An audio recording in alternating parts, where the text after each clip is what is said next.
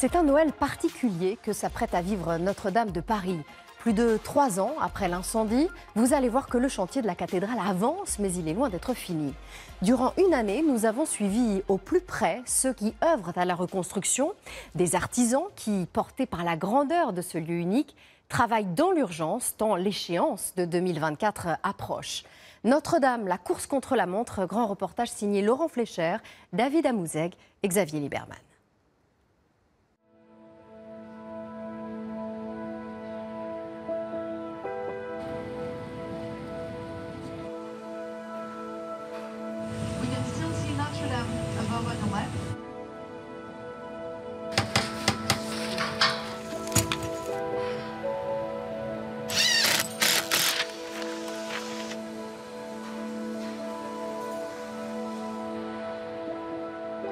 La curiosité est sans doute un vilain défaut.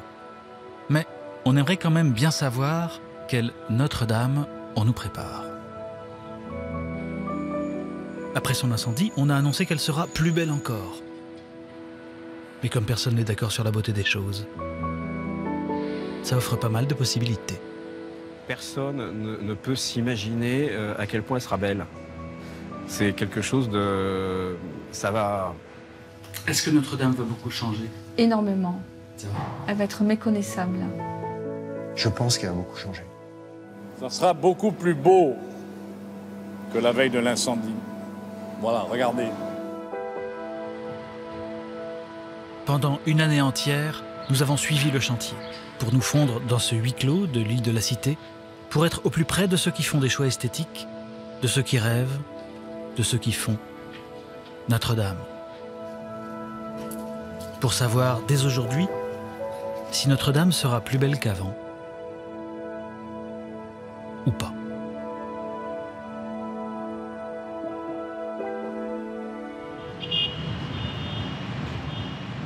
Février 2022. Le chantier est presque à l'arrêt. Notre-Dame est dans l'attente d'un nouveau départ. Elle s'apprête à vivre une nouvelle phase, la reconstruction. Lors des épisodes précédents de ce chantier que nous vous racontons depuis le début, on a vu la cathédrale être sécurisée. On a consolidé l'édifice et on s'est débarrassé de l'échafaudage calciné qui menaçait de tout faire s'écrouler.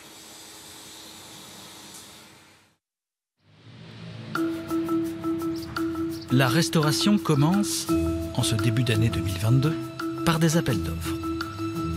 Et les meilleurs artisans font acte de candidature. Charpentiers, maîtres verriers, restauratrices en peinture, échafaudeurs, couvreurs ou tailleurs de pierre, tous veulent participer au chantier du siècle, tous attendent le verdict dans une certaine fébrilité. Vous y pensez en vous endormant? Ouais. Tous les soirs? Ouais. C'est vrai? Ouais, c'est vrai. Tout le monde rêve de travailler sur un chantier aussi prestigieux que Notre-Dame. On reconstruit une cathédrale. Et en France, ça fait longtemps qu'on n'a pas construit de cathédrale. Dans les bureaux de Notre-Dame, on trie les propositions des artisans. Le général Georgelin, à la tête de l'établissement public qui dirige le chantier, représente ici l'autorité. À propos des appels d'offres, Oui, qu'est-ce qui est le plus important? Le prix, la compétence, les deux? les deux. On fait ça en toute transparence. Ce qui conduit naturellement monsieur, car les choses humaines sont ce qu'elles sont, à faire des heureux et des mécontents. Les heureux crient leur joie, les mécontents hurlent. C'est comme ça. Diriger, monsieur, c'est trancher.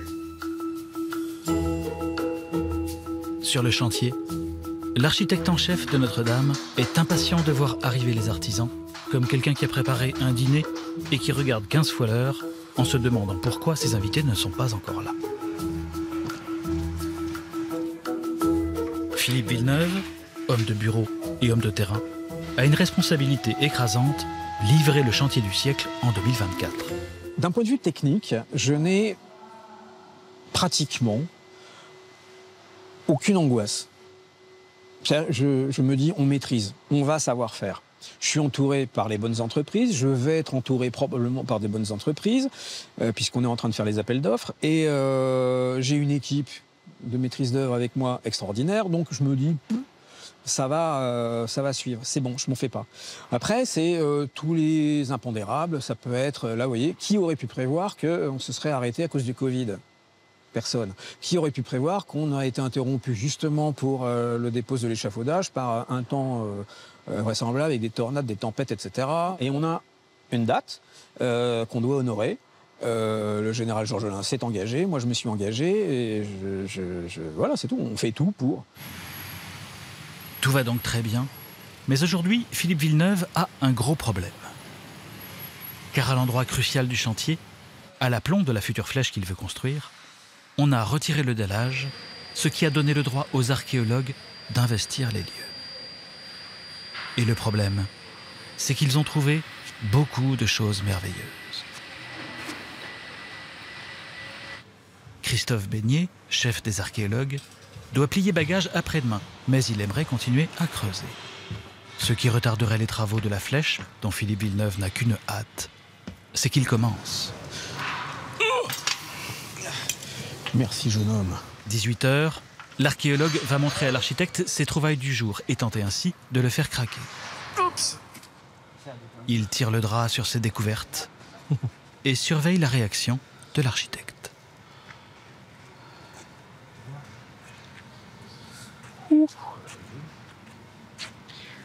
Hein? Oh! Oh la vache! Oh! C'est juste... Oui. Ils ont posé... Oh la vache! Oui. C'est incroyable. Faudrait être totalement... j'ai pas de mots pour pas être émerveillé par ce genre de choses qui sont l'âme et le cœur de ma cathédrale. Donc c'est ces tripes, donc ça je suis touché. Mais bon, en même temps, structurellement, il faut que je la retrouve, ma cathédrale. Donc vous vous débrouillez pour me sortir tout. Juste quelques jours de plus. Et ben on verra. Honnêtement, à voir. D'ici vendredi, ça me semble intenable. C'est pas moi qui décide, vous le savez bien. Enfin, la fouille se termine après-demain. Oui, mais là c'est bon, on prend les 3 blocs et puis c'est bon. Je dis merde. Regardez ce qu'on a fait en... Ouais. Alors, on est quel jour là? On est mercredi? On est mercredi. L'archéologue va gagner la partie, mais en fait, le match était plié d'avance. Car les pièces du jubé, ancien mur sculpté qu'il a découvertes, ont une valeur qui ne pouvait pas échapper à l'œil de l'architecte. Toutes les pièces qu'on a trouvées sont des pièces de musée. Le jubé, on n'en connaissait que 8 fragments qui sont au Louvre. Là, on en a trouvé des centaines d'éléments, allant de quelques grammes pour certains, quoi, mais jusqu'à 400, presque 400 kilos pour d'autres. On n'a jamais fouillé des choses comme ça encore dans notre carrière d'archéologue.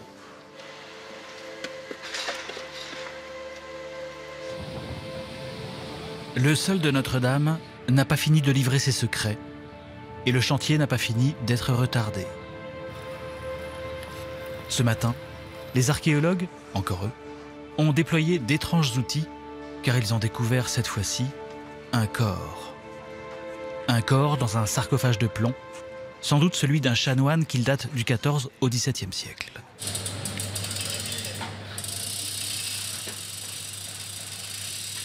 Il lève le sarcophage pour l'installer délicatement dans une caisse pour aller l'étudier loin du chantier. Et c'est à ce moment-là, et à la grande surprise des scientifiques,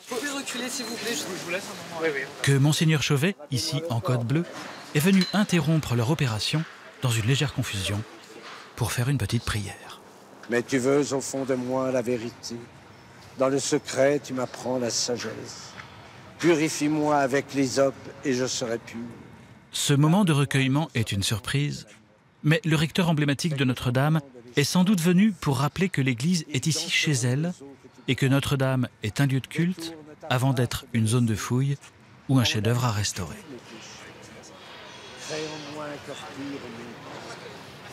Voilà. Ok. Qu'est-ce qui va devenir ce corps, en fait? Alors, Est-ce que c'est important pour vous de le récupérer? Oui, naturellement. Parce que j'ai l'impression que tout le monde se le tiraillait comme ça, en Oui, tirant une manche. tout le monde veut ce corps. Donc ils vont faire les études nécessaires. Et c'est normal qu'on fasse les études. Mais j'ai bien précisé que je souhaitais que ce corps revienne dans la cathédrale. Pourquoi? Donc il reviendra dans la cathédrale. C'est votre chose? Non, pas du tout. Parce qu'il a été enterré là. Et par respect pour lui, pour son histoire, c'est bien qu'il soit là. Allez, à bientôt.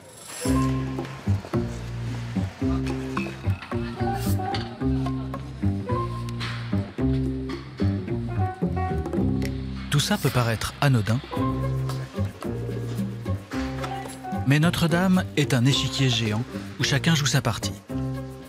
Un ring de boxe où le premier qui baisse la garde a perdu. Le général Georgelin, roi de cet échiquier, a donné l'autorisation de rester jusqu'au mois de mai aux archéologues, dont il croise le chef ce matin par hasard.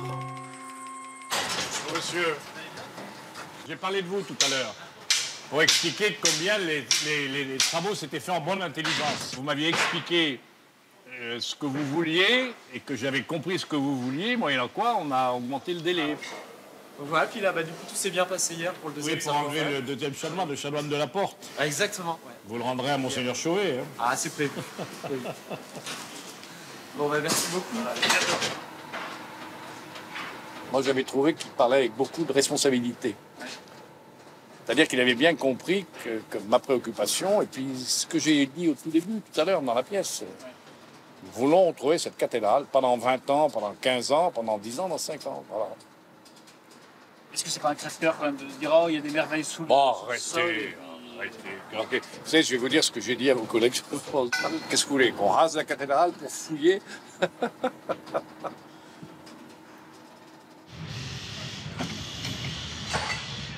Le chef a parlé. La reconstruction va pouvoir enfin commencer. Et un bonheur n'arrivant jamais seul, au printemps 2022, tombe le verdict des appels d'offres. Les meilleurs artisans, les heureux élus, arrivent donc sur le chantier.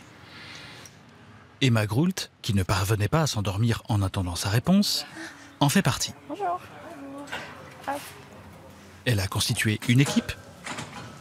Ça va. Vous en avez un chacun? C'est un peu la rentrée des classes. Les combinaisons sont neuves, les casques clinquants. Arrive tout de suite un instant délicat, car ils vont devoir déposer les vitraux sans les abîmer, sans les casser. Yes. Nickel. Ce qui peut être bien, c'est de faire des photos systématiquement avant dépose, aussi bien pour nous les vitraux, que les serrureries. Ok, d'accord. Parce que les serrureries, on les remet pas en place. Oui, d'accord. Le but du jeu, c'est de tout enlever et de tout transporter après en atelier. Clavette. Prendre la clavette. Le moment est venu. Emma va prendre contact avec le vitrail dont elle a la responsabilité.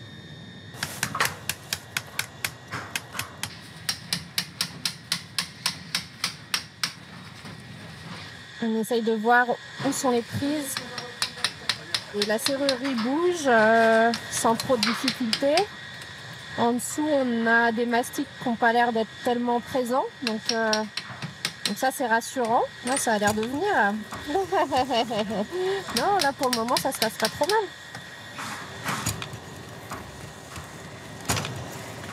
Après 10 minutes d'effort, le premier vitrail cède. Il est très sale quand même. 12 mètres plus bas, les 29 chapelles que compte la cathédrale sont investies par une armée de restauratrices en peinture. Marie Parent, responsable d'un groupe de restauratrices, est contente, car elle a eu 2 fois plus de commandes que ce qu'elle espérait. En tout, on a 7 chapelles, 2 passages et la salle du chapitre de la sacristie. Donc, vous voyez l'encrassement, la crasse qu'on enlève. Non. Si. Donc ça, si vous voulez, c'est le résidu de tout ce qu'on enlève sur les murs. On dit parfois que certains artisans soignent Notre-Dame. On a raison. Donc on injecte, et en fait ça ouvre les pores du plâtre. Ça permet d'ouvrir toutes les petites veines. Voilà, vous voyez, là j'injecte et il arrive jusque-là. Et est-ce que vous vous sentez comme une soignante? C'est notre métier, je pense à toutes mes collègues et moi aussi. De prolonger la vie des œuvres d'art pour que tout le monde puisse partager la vision de Notre-Dame.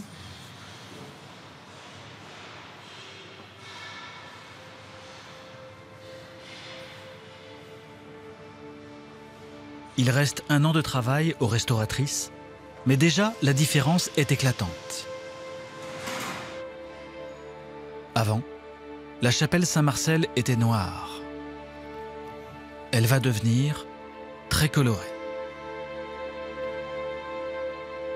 C'est aussi ça qui va bouleverser l'impression de celui qui poussera la porte de la cathédrale de Paris. Et ce n'est pas tout, parce que de la nef aux collatéraux, d'autres équipes font une chose peu courante, elles changent la couleur de la pierre. De toute façon, tu montes avec un aspi, comme ça en reçu direct. Virginie Valenza, architecte de l'équipe Villeneuve, inspecte méticuleusement leur travail. Ah, t'as oublié là? Ouais, je pense qu'il y a un petit oubli là. Ah, il y a de la polychromie. Ouais, bah oui, il y a un peu, mais il y avait même, des fois, il y a même des pépites un peu qu'on voit. Là, ça brille, il y avait... ça brille. Il y a chez elle un mélange d'exigence, mais aussi d'exaltation. Ça fait plaisir de retrouver tout ça, de relire la cathédrale dépoussiérée, c'est un vrai bonheur. Et est-ce qu'on s'habitue à tout ça? Non, moi je m'habitue pas.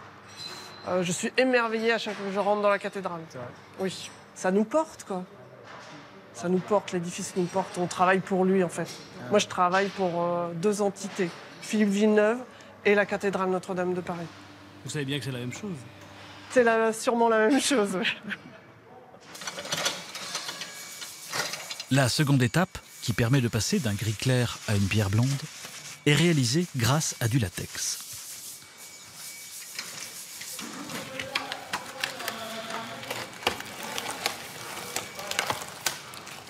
Il laisse la pierre dans sa teinte d'origine. Tchoup là. Alors la brosse à dents particulièrement utile ici, dans ces petites zones-là. Voilà. À la fin, la cathédrale sera partout aussi claire que cette voûte. Ce qui réjouit évidemment l'architecte en chef. Avant, après. Dans un instant, vous allez découvrir comment le futur éclairage de la cathédrale est réfléchi jusque dans les moindres détails. On doit éclairer de 50 cm à, disons, 2,10 m, quoi. Et vous assisterez à l'impressionnante pose de l'échafaudage qui va permettre de reconstruire la flèche. On a des endroits, c'est tellement exigu, où on va passer des fois à 10 cm ou quoi, donc on n'a pas intérêt à se tromper à la base, quoi.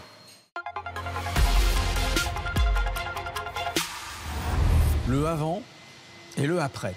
C'est-à-dire que la cathédrale, telle que les visiteurs du monde entier l'ont vue avant l'incendie. La saleté que vous avez là, c'est pas forcément l'incendie qui l'a provoqué, c'était la poussière et la crasse depuis, finalement, le dernier nettoyage qui a eu lieu à l'époque de Viollet-le-Duc. Et Viollet-le-Duc, quand il a... C'est les bougies qui font ça? C'est la bougie, c'est le chauffage à air pulsé, c'est les 13 millions de visiteurs qui ont brassé de l'air, rentré de la poussière, et donc tout ça, ça colle, avec l'humidité de l'air, la poussière qui se colle au parement, la condensation, etc. Donc tout ça, ça provoque cette saleté. Rien que ça, la lumière des vitraux, ça va vous faire éclater de lumière une cathédrale qui était réputée sombre. Mais ça, elle sera très différente, en vrai. Totalement.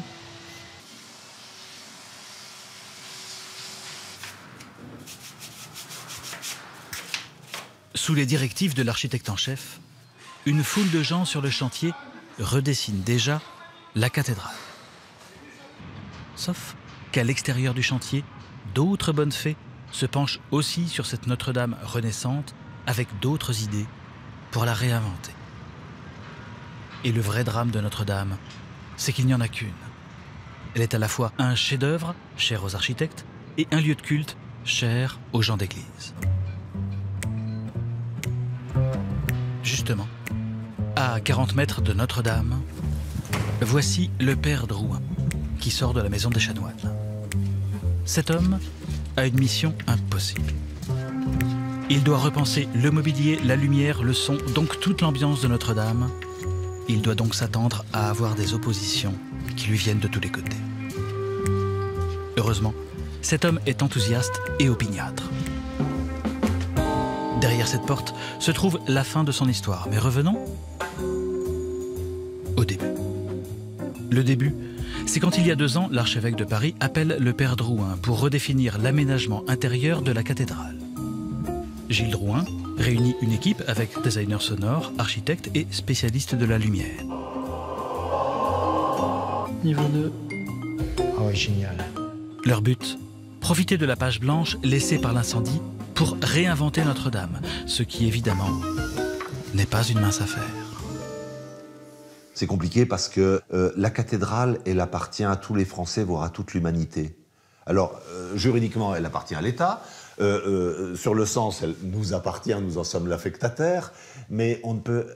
et c'est la grâce de Notre-Dame, c'est-à-dire que ça touche tout le monde. Le président de la République, il avait dit, vous savez, c'est une belle parole, une part de nous-mêmes qui s'en est allée. Il parlait au nom de la nation, et c'est vrai. Et donc, la cathédrale de Paris, elle est catholique, mais c'est pas que les catholiques. Donc évidemment, dès qu'on touche un peu à quelque chose à Notre-Dame, tout le monde se sent concerné. Voilà. Ça va bien se passer, cette histoire? Ouais. Ouais.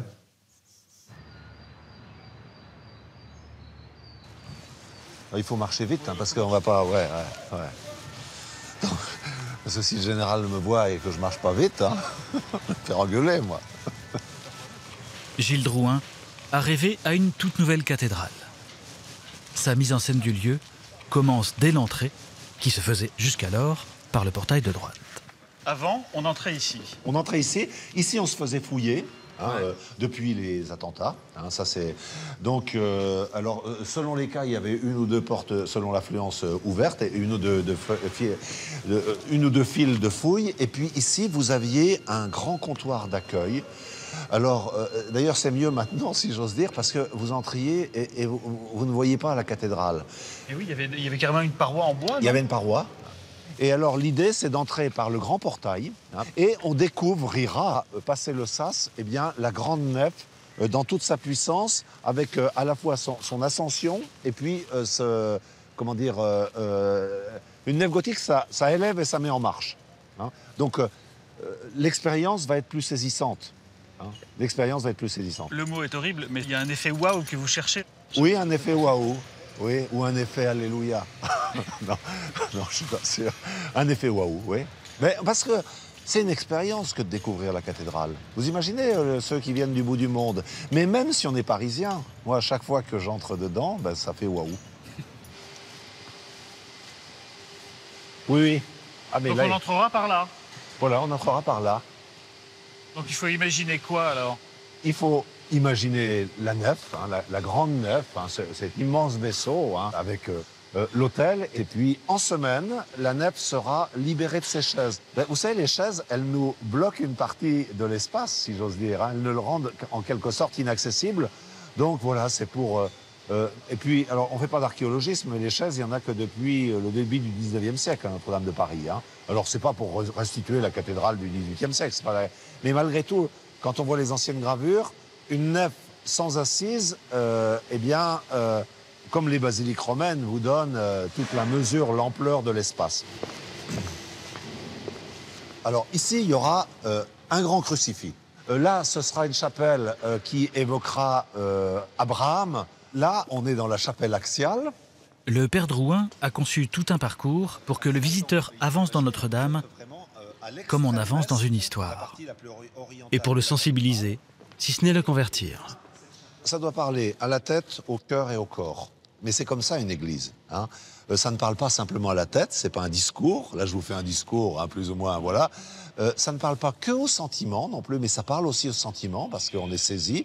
Et puis c'est une expérience corporelle. Et ça, on ne peut pas priver y compris les non-chrétiens, de ce type d'expérience. Après, qu'ils choisissent la foi chrétienne, qu'ils fassent une expérience, c'est là où je disais, c'est Dieu. C'est la grâce qui agit.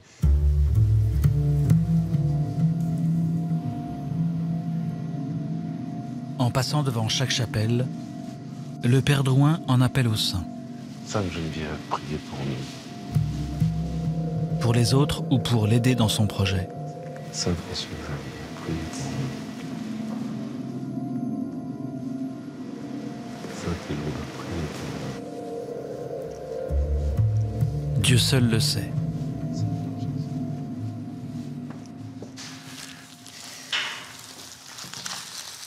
Plus prosaïquement, dans le 19e arrondissement de Paris, 2 membres de l'équipe Drouin s'activent autour de petits éléments électriques qui sont au cœur de la révolution imaginée par Gilles Drouin. Avant Notre-Dame, Patrick Rimou a éclairé des monuments dans le monde entier. Bon, écoute, c'est bien. Non, c'est super.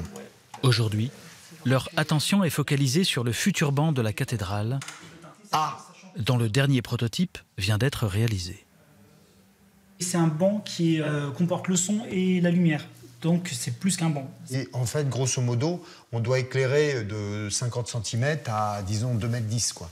Ouais, je vais lui demander qu'il me découpe. Ah ouais, non, mais ça va être dingue, hein. Mais je vais lui demander qu'il... La pièce maîtresse de ce banc révolutionnaire, c'est ce lumignon, en forme de cierge, qu'ils sont en train de concevoir et qui va surmonter chaque banc de la cathédrale. Jusqu'au 19e siècle, il y avait la communauté qui était éclairée par des bougies. Et puis la nef, à 55 mètres haut, elle était dans l'ombre. Il y avait la pénombre, il y avait l'ombre, il y avait le noir et il y avait la lumière. Et là, par ça, on peut retrouver ça. Mais on peut aussi mettre en lumière. Vous voyez, c'est un peu ça.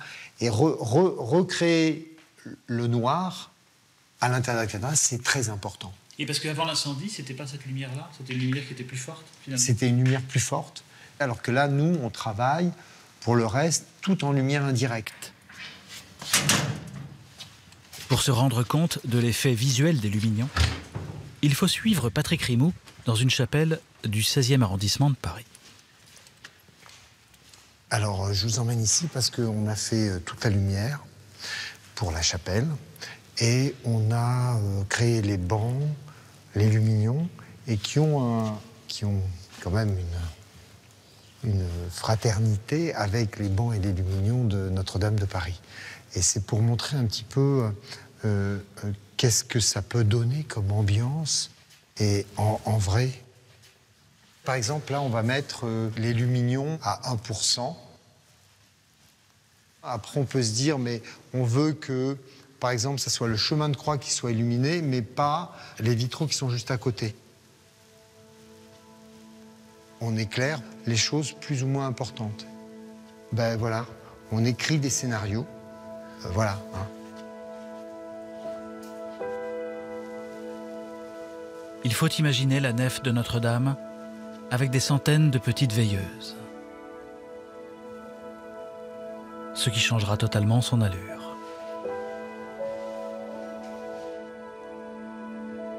Veillée chapelle basse, ouais. Dans 10 jours, l'équipe Drouin va rendre le banc sonore. Très bientôt, nous entendrons donc le banc.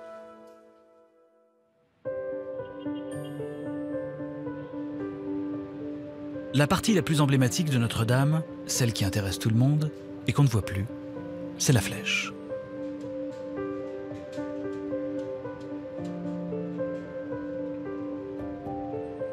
Il y a 3 personnes attachées à sa reconstruction qui ont en plus des raisons très personnelles de s'y intéresser. Didier Cuiset a une vengeance à prendre sur le destin. Il a construit l'échafaudage qui entourait la flèche qui a brûlé. Il l'a ensuite démonté et doit aujourd'hui le rebâtir.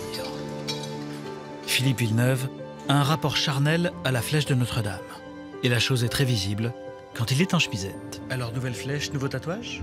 Non, ça me permet de me trimballer sur mon chantier avec les plans, du moins pour expliquer pourquoi ça s'est effondré, etc. Voilà.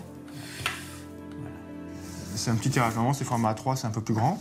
C'est votre rapport de stage en quelque sorte. Voilà, ça c'est le rapport de stage. L'histoire de Rémi Fromont, architecte en chef, commence par un rapport de stage effectué chez Philippe Villeneuve en 2014, où il fait des relevés de charpente que personne n'avait bizarrement encore jamais fait.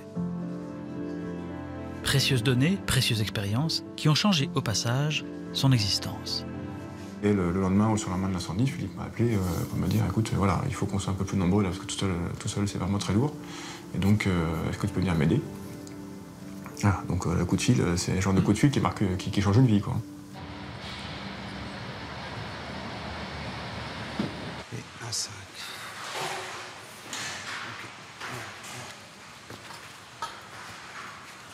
Ah, plume du cucuy qui traîne. Septembre 2022, Didier Cuiset doit construire ici un échafaudage de 100 mètres de haut, une pièce unique. Là c'est pris, là c'est pris, là c'est pris, là c'est pris.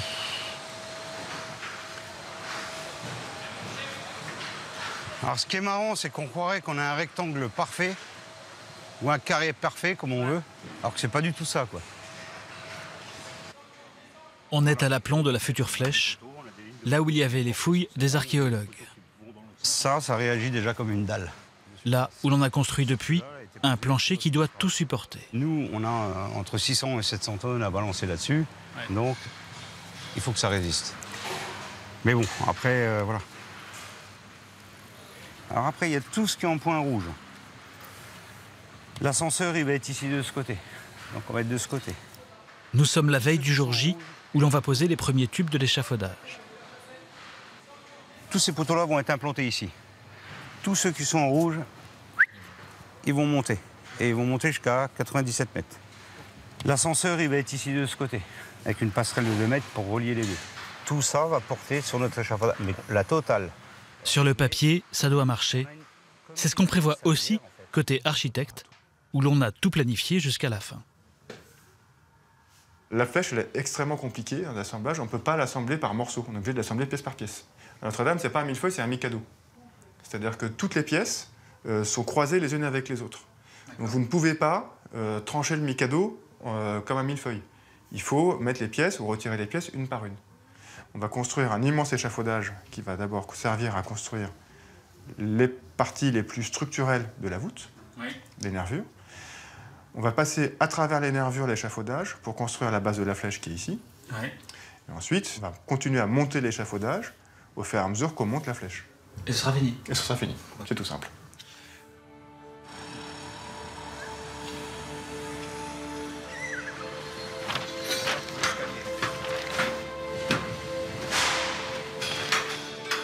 Le lendemain matin, 8 h, sur le terrain.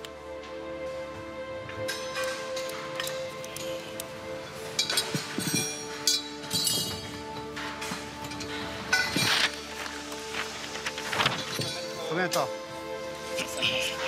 Par rapport à l'axe de la flèche ou par rapport à l'axe de l'Oculus. C'est un 10. Un 10. Faites gaffe au sens des goupilles. Toujours dans le même sens. On garde le sens là. Implante, je veux ma croix là. Implantez-moi ça.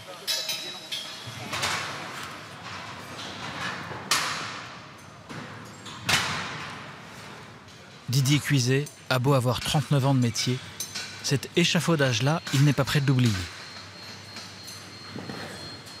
Parce que c'est une pièce inédite, avec des exigences techniques qui font que son installation est un défi, même pour lui.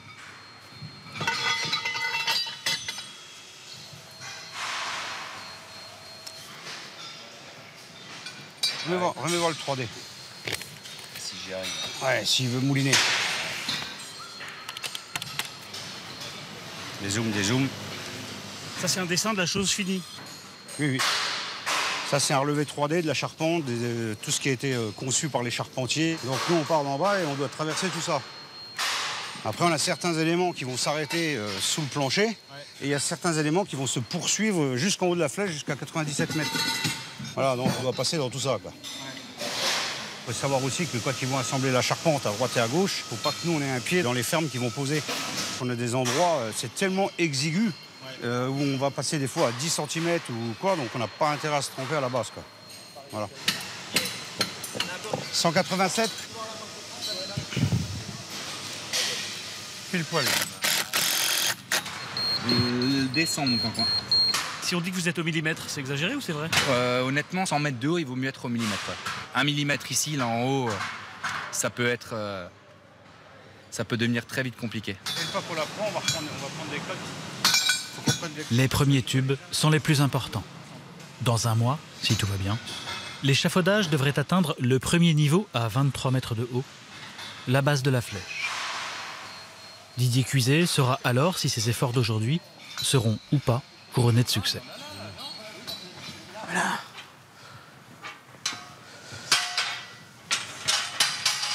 Fermez bien derrière vous.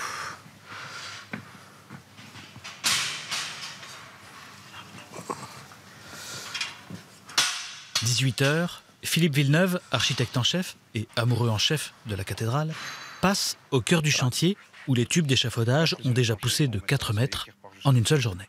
D'accord. Je ne supporte pas la cathédrale meurtrie, donc tout ça m'enthousiasme à un point qu'on ne peut pas imaginer parce que c'est le début de la Renaissance et de la reconstruction. Donc je ne supporte pas l'inactivité sur cette cathédrale. Autrement dit, je suis ravi de voir que ce matin vous n'aviez rien vu et qu'il y a déjà ça à voir. Et je félicite Didier Cuiset, qu'affectueusement je suis un homme cuit-cuit. D'ailleurs, vous avez vu, vous avez les bras croisés. Mais pas pour rien faire. Non, c'est vrai. Voilà. Comme un symbole d'union. Absolument, oui. Très bien. L'étape d'après, c'est la flèche en elle-même. Donc voici, en Lorraine, le chêne dont on va faire la charpente. Le bois est prêt. Reste à trouver les équipes. Pour construire la flèche comme au 19e siècle et dans un temps record. Pour avoir une chance de relever ce défi, le charpentier Julien Lebras, pourtant présent sur le chantier depuis le début, a dû se résoudre à appeler ses meilleurs ennemis, ses concurrents habituels. C'est pas naturel, c'est des gens avec qui tous les jours on se chamaille un petit peu sur un chantier. Tiens, il a pris le chantier que j'aurais bien aimé avoir, le coup d'après c'est nous. C'est là toute la difficulté, c'est de travailler en équipe avec des gens qui sont toute l'année en rivalité avec nous. Mais c'est vous qui avez décroché votre téléphone pour dire ça vous dirait les gars. C'est ça. Et pourquoi vous vous êtes pas dit je vais y aller tout seul parce que je sais faire? Tout simplement parce que le chantier est énorme.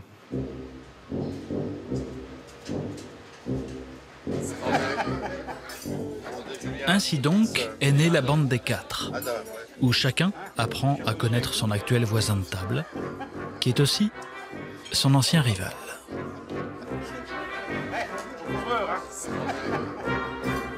C'est l'ouvrage qui veut qu'à un moment, la confrérie règne. Alors on reste concurrent. Hein. Le jour où on aura d'autres chantiers, on sera peut-être encore concurrent. Mais est-ce qu'au début, on se dit pas, ils vont connaître mes secrets de fabrication Il faut bien s'exposer, on est obligé de se dévoiler. Enfin, on ne peut pas dire je me garde mes petites astuces. Ouais, au début, on est sur la réserve. Hein. La première fois qu'on s'est rencontrés, on était sur la réserve. On se découvre un peu. Maintenant, il y a une vraie. On est vraiment libérés entre nous, quoi. Il n'y a pas de retenue, quoi. Nos concurrents d'avant sont devenus des favoris dans nos téléphones, quoi, en fait. Hein. C'est un truc. C'est assez spécial. Je m'appelle plus facilement Aurélien que mon directeur, presque. Donc...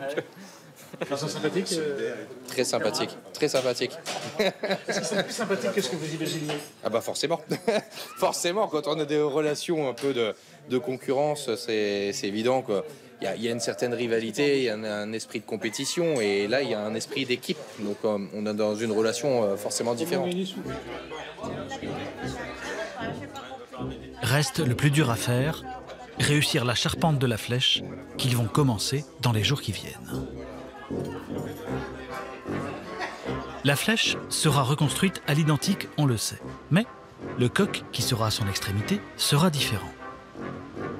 Et c'est celui qui a Notre-Dame dans la peau, Philippe Villeneuve, qui l'a dessiné sur son bras, caché parmi d'autres symboles de Notre-Dame. C'est un nouveau tatouage? Non, c'est pas un nouveau, ça fait 1 an. Ah oui. Puis là, j'ai la tour nord, et puis là, j'ai les grandes orgues, parce que je suis un peu amoureux des grandes orgues, et puis un peu plus haut, j'ai d'autres choses. Là, j'ai Cathédrale de Vierne, qui était un musicien de Notre-Dame de Paris, organiste, qui est mort à ses claviers. Et puis là, j'ai le futur coq qu'on mettra au sommet de la flèche. Faites voir le coq? Non, il est pas encore complètement terminé, mais voilà, ça c'est... Voilà. Ça vous plaît? Je l'ai dessiné, et je l'ai fait couler en bronze, et je l'ai offert au président de la République, ainsi qu'au général Georges Lain. Alors ça va être celui-là qui va trôner sur la flèche? En toute logique, oui. Je ne vais pas vous dire, pour la beauté de la légende, que c'est lorsque j'ai descendu l'escalier avec la carcasse du coq fracassé de Viollet-le-Duc, mais j'ai très rapidement pas pu imaginer reposer le même coq. Ce coq, nous l'avons cherché et nous l'avons retrouvé.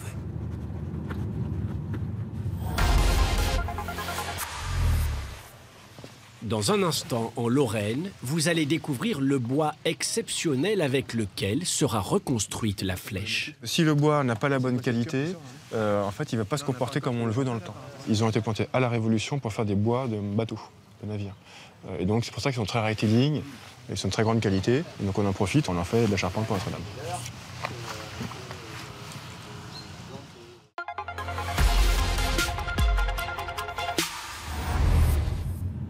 Le futur coq de Notre-Dame, nous l'avons retrouvé loin de Paris, en suivant Julien Lebras sur des routes de Lorraine. Car Julien Lebras fait travailler un sculpteur, Henri-Patrick Stein, sur les ornementations de la flèche, comme ce grand-duc par exemple, qu'il vient de terminer. Voilà. Les yeux, tu vois, qui étaient un peu plus, entre guillemets, agressifs. Et c'est lui, sous les directives de Philippe Villeneuve, qui a sculpté le futur coq de Notre-Dame, que voici. Ah voilà, donc la pièce, voilà. Philippe Villeneuve, j'ai travaillé par rapport à ses dessins, et avec des améliorations, des différents. J'ai fait 4 prototypes, et c'est celui-ci qui se rapprochait plus de l'idée de Philippe.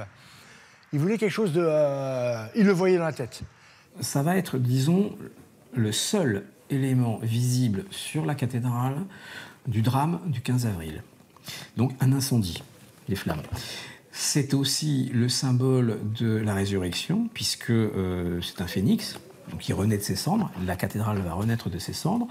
Après, ça peut être aussi un symbole religieux, au sens où ça peut être l'Esprit Saint, symbolisé par une flamme qui descend sur la cathédrale. Et donc je pense que, et c'est un geste contemporain, donc si vous voulez, je pense que ça fait une sorte de synthèse entre le vécu de la cathédrale, ce qu'elle porte, ce qu'il faut y voir, et puis l'avenir. Vous avez voulu faire un truc un peu différent quand même alors? C'était juste la seule petite touche que je me autorise sur cette cathédrale. C'est des pièces superbes là.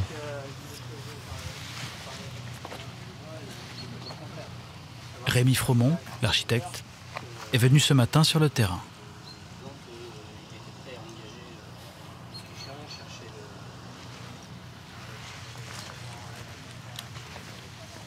Nous sommes en Lorraine, chez la bande des 4 charpentiers. Non mais la qualité est extraordinaire. Rémi Fromont devait commencer sa visite par l'atelier, mais il n'a pas résisté à l'envie de voir ces bois exceptionnels qui vont être l'ossature de la future flèche de Notre-Dame. Allez, on est sur la fourche, on verra pas là.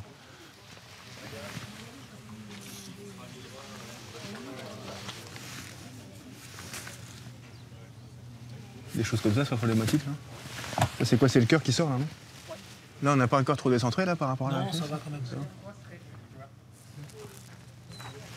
ça qu'on regarde la qualité du bois, parce qu'en fait, si le bois n'a pas la bonne qualité, en fait, il ne va pas se comporter comme on le veut dans le temps. Et donc là, ça va? Bah là, ça va, oui. Oui, là, on a des très très beaux bois. Là. Ils ont été plantés à la Révolution pour faire des bois de bateaux, de navires.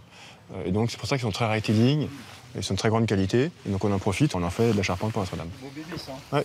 Ensemble, ils doivent relever un défi, construire une charpente à la complexité hors du commun. C'est énorme. La flèche de Notre-Dame, c'est le grand chef-d'œuvre de charpente du 19e en charpente traditionnelle.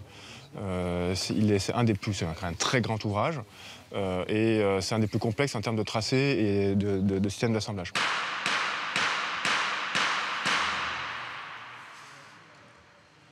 La charpente est si complexe que l'architecte a demandé au charpentier de réaliser une pièce grandeur nature pour anticiper les problèmes. Pour réaliser cette pièce exceptionnelle, il fallait quelqu'un de pas ordinaire. C'est Patrick Jouenne, meilleur ouvrier de France, qui est à la manœuvre. Ce que vous voyez ici, là, ça c'est les arrêtés de la flèche, les poteaux d'arrêté. D'accord. Donc là, il y en aura 8 comme ça, hein, sur place. Donc ça, c'est qu'un morceau. Hein. Ouais. C'est compliqué ou c'est très compliqué? Non, par contre, oui, ça représente beaucoup de travail quand même, mais il n'y a rien de compliqué. C'est chouette sinon? Comment? C'est chouette? Ah bah c'est plus que chouette, c'est comme si on avait gagné au loto, là. C'est le bonheur de participer à un chantier comme ça. Avant, j'étais associé dans une entreprise et j'ai tout quitté en espérant faire Notre-Dame. Ah ouais. Voilà. Je me suis dit, mais il ne faut pas que ça m'échappe. Ah donc, et vous êtes venu là? Voilà, c'est ça. Pour ça? Pour ça. Notre-Dame a donc un pouvoir d'attraction hors du commun. Ces 2 charpentiers aimeraient bien venir sur le chantier.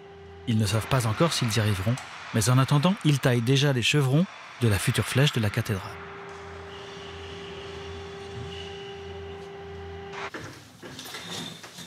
À Paris, d'autres amoureux de Notre-Dame, l'équipe du Père Drouin, avancent dans leur projet de bancs lumineux et sonores.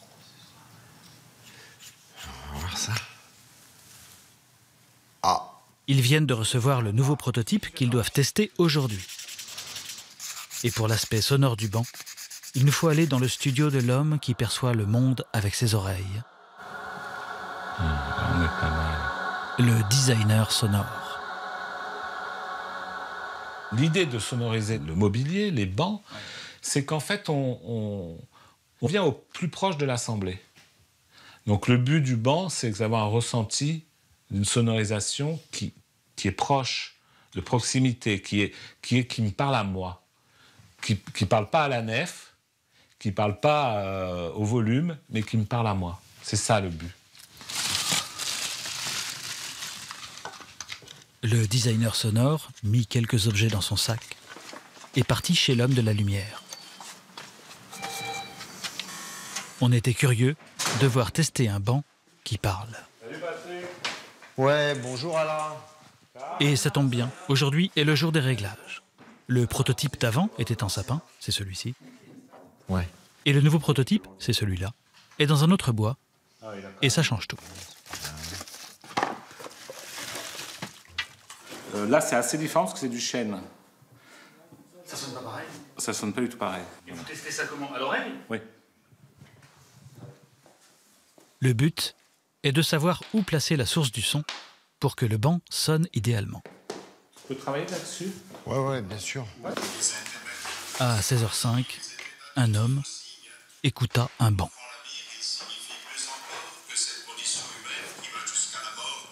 Il signifie aussi cette résurrection qui fait que Jésus ne sera pas embaumé.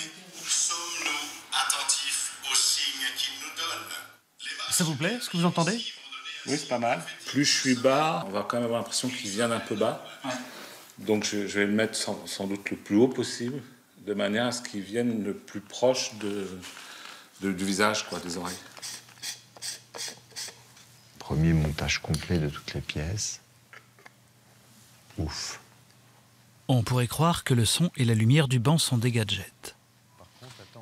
Mais on aurait tort, car ils vont changer toute la physionomie de la cathédrale. Et c'est ça qu'a voulu le Père Drouin à la tête du projet. Même s'il sait qu'il va se heurter aux architectes et autres amoureux du patrimoine, qui ont une vision de Notre-Dame moins axée sur la religion que lui. Le patrimoine est fondamental, mais la cathédrale n'est pas un musée. C'est tout le débat qu'on a eu. Quelle cathédrale on va reconstruire? La cathédrale de Viollet-le-Duc, eh bien, on n'est plus à l'époque de Viollet-le-Duc parce qu'on ne célèbre plus la liturgie de la même manière. Mais c'est vrai que parfois, avec le monde du patrimoine, eh bien, nous souhaitons absolument, et ils le partagent quelque part, hein, mais en faire un lieu vivant. C'est un lieu vivant, c'est pas un lieu figé dans un passé, fût-il prestigieux.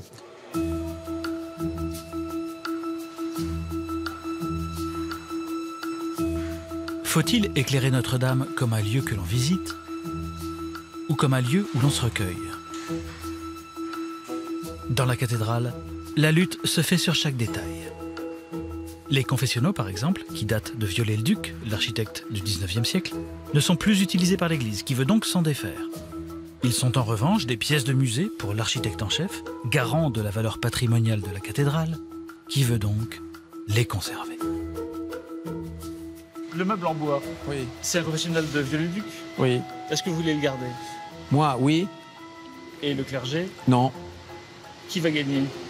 Le clergé est affectataire, mais on a obtenu que ces confessionnaux ne quittent pas la cathédrale. Donc ils vont être placés dans les tribunes là-haut, ils ne quitteront pas la cathédrale.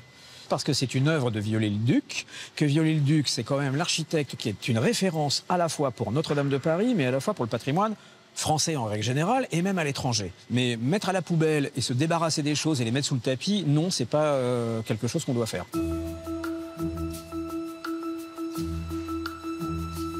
La cathédrale est-elle un chef-d'œuvre ou un lieu de culte? Les deux, en général. La cathédrale est une église catholique, mais c'est un monument historique. Ce que je veux, c'est que tout ceci se fasse en bonne entente. Voilà. Vous êtes là pour que les gens se comprennent et s'entendent. S'entendent et travaillent ensemble dans le respect des délais, qu'on ne discute pas pendant 6 mois pour savoir si le confessionnal qui est là, on va le mettre là, on va le déplacer de 30 cm, ou on va le mettre dans cette chapelle, si vous voulez. Voilà.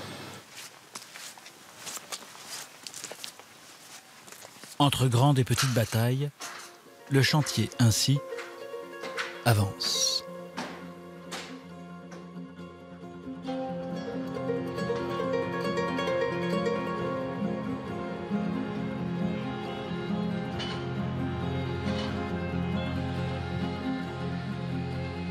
La fin de l'année arrive.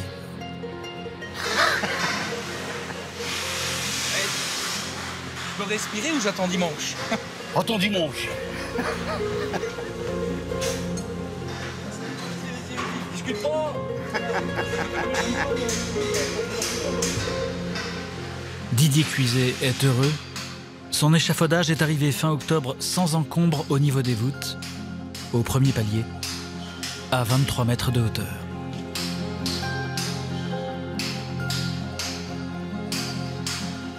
Bien sûr que je suis content. Content, tout se passe bien. Mais bon, après, on est tous pressés de continuer et puis de commencer à... Voilà. Parce que je pense que quand on va commencer à voir l'échafaudage dépassé, c'est pareil. Quand ça va commencer à dépasser dans le ciel de Paris, il y a tout le monde qui va se dire « Ah, ça y est, il pointe son nez, quoi. » Et ça, c'est quand, alors? Quand est-ce qu'on va voir l'échafaudage? J'en sais rien.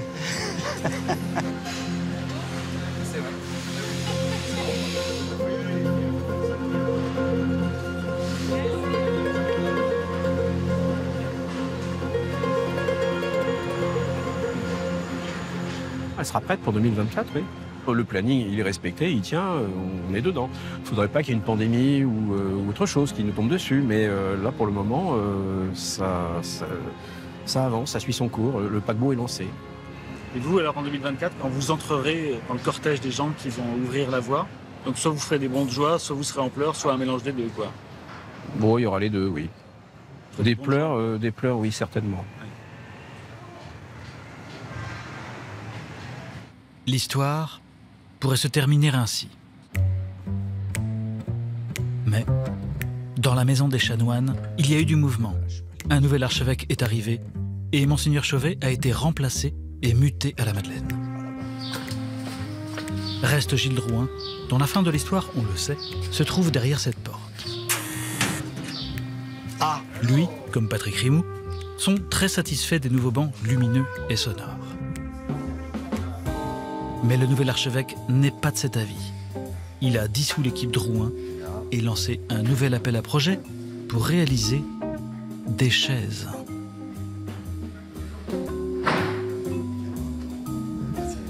Mais l'histoire de Notre-Dame n'est pas finie. Elle dure même depuis le XIIe siècle. Donc, tout peut arriver. Aujourd'hui, c'est Noël, c'est la période des surprises. Et on ne sait quelle surprise va nous réserver Notre-Dame jusqu'au jour de son ouverture en 2024.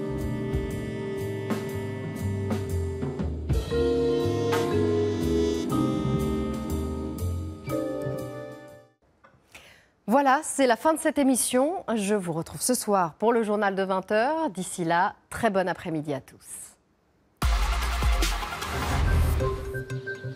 Demain, dans Grand Reportage... Quand vous avez des nouveaux voisins, vous ne vous attendez pas à avoir, pour commencer un courrier recommandé, vous vous attendez à avoir un bonjour. Ça aurait été plus sympathique. Le courrier recommandé était très accusateur. Arrachez vos arbres ou nous ferons appel à un avocat. Ça a été un peu violent, très violent. Un Français sur deux se plaint de ses voisins. Elle est vivante, celle-ci. Eh ben oui, on les a traduits. Tous les jours, tous les matins, vous en avez un. Qu'à me retire ses poules ou qu'à les mettre plus loin vers chez elle, qu'à les mettre contre sa véranda chez elle. Comme ça, elle verra ce que c'est d'avoir des souris à la maison. Droit de passage, dégâts des eaux, nuisances sonores. C'est le bruit bing-bang-boum. Ou feuilles qui polluent la piscine. C'est pas nos arbres, c'est des arbres des voisins. Donc du coup, on se trouve avec l'entretien qu'on n'a pas à le faire. Avec les confinements, les désaccords se sont multipliés. Pendant plus d'1 an, nous avons suivi ces Français qui aimeraient bien changer de voisin. Alors, je suis aveugle, mais...